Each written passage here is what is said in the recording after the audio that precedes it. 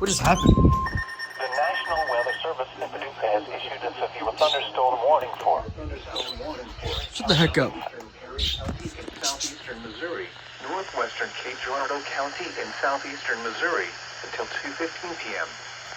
At 1:37 p.m., a severe thunderstorm was located near Daisy, or 10 miles south of Perryville, moving east at 10 miles per hour. Expected hazards include 60 miles per hour wind gusts. This is a radar-indicated threat.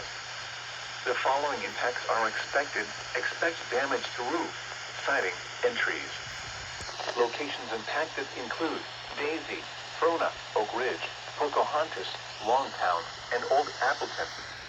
This includes Interstate 55 between mile markers 107 and 126. For your protection, move to an interior room on the lowest floor of a building.